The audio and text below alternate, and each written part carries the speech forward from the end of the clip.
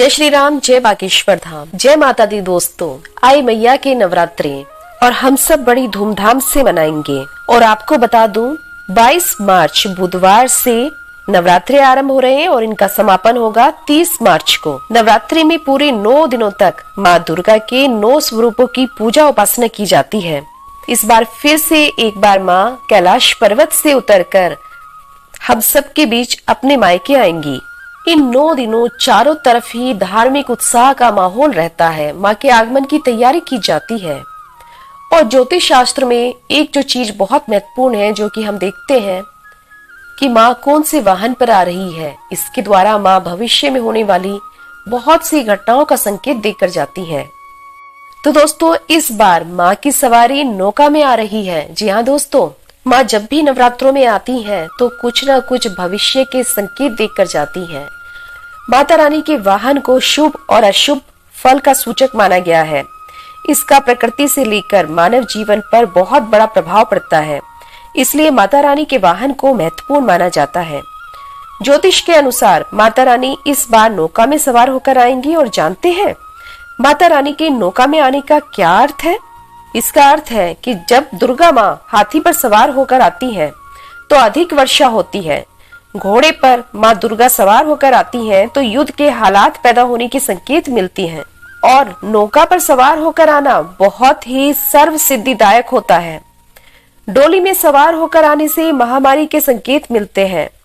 इस प्रकार माँ दुर्गा की हर सवारी से कोई न कोई शुभ फल, प्राकृतिक आपदा, युद्ध, महामारी आदि के संकेत मिलते हैं। तो दोस्तों, इस साल चैत्र नवरात्रि 2023 पर माँ दुर्गा की सवारी नौका है।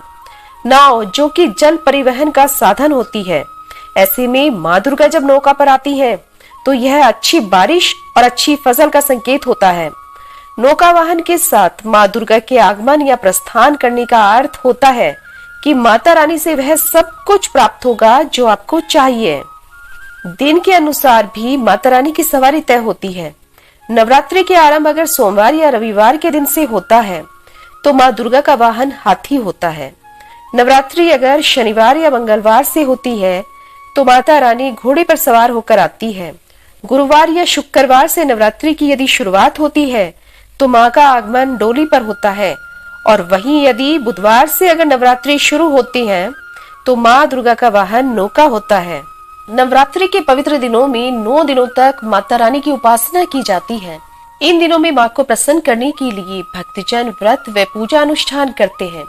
धार्मिक मान्यताओं के अनुसार इन दिनों माँ के 9 स्वरूपों की पूजा अर्चना करने से घर में सुख शांति बनी रहती है और माँ भक्तों की सभी मनोकामनाएं पूरी करती हैं। नवरात्रि के 9 दिनों तक व्रत रखने को लेकर कुछ खास नियम व धार्मिक मान्यताएं भी हैं, जिनका पालन किया जाना बहुत ही आवश्यक है। नियमों के विपरीत जाने पर देवी माता रुष्ट हो जाती हैं। आइए जान लेते हैं कि शास्त्रों के अनुसार कौन से ऐसे कार्य हैं जिनको करने पर माता रानी की कृपा प्राप्त होती है और मनोकामना पूरी होती है। नवरात्रि में कभी भी कन्याओं का दिल न दुखाएं। भारतीय परंपराओं में कन्याओं को माँ दुर्गा का स्वरूप माना गया है। यही कारण है कि नवरात्रि में कन्या पूजन या कंजका पूजन कर लोग पुण्य की प्राप्ति करते हैं। माना जाता है कि नवरात्रि के दौरान किसी भी कन्या या महिला के प्रति असम्मान का भाव न आने दें। शास्त्रों में तो यहाँ तक कहा गया है, जहाँ पर स्त्रियों का सम्मान होता है वहाँ पर भगवान बसते हैं। अर्थात किसी भी कन्या का अपमान होने पर माँ दुर्गा नाराज हो जाती हैं। दूसरा उपाय, यदि आपने अपने घर में कलश स्थापना की है या माता की चौकी या अखंड ज्योति लगा रखी है तो घर को खाली ना छोड़ें। यानी घर में किसी न किसी का होना बहुत जरूरी है।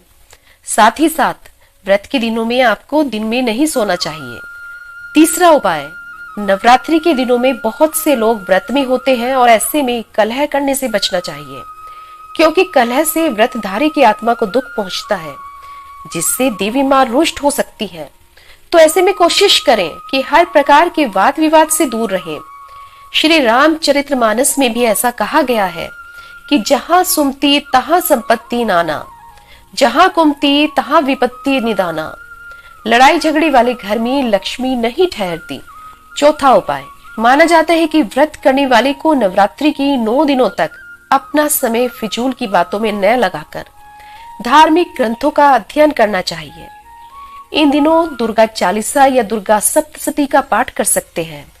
5वां उपाय, नवरात्रि की पावन दिनों में सात्विकता पर विशेष ध्यान देना चाहिए। आहार, व्यवहार और विचार में सात्विकता होना बहुत ही जरूरी है तथा नवरात्रि के व्रत का पूरा फल आपको तभी मिल सकता है यदि आप पूरी तरह से सात्विकता पर ध्यान देंगे। आप इन दिनों में प्याज, लहसुन और मांस, मदिरा का सेवन ना करें। नवरात्रि के 9 दिनों तक पूर्ण सात्विक आहार लेना चाहिए। 6वां उपाय, नवरात्रि के दिनों में काम भावना पर भी नियंत्रण रखना बेहद ही आवश्यक है। इन दिनों में महिलाओं और पुरुषों दोनों को ही ब्रह्मचर्य का पालन करना चाहिए।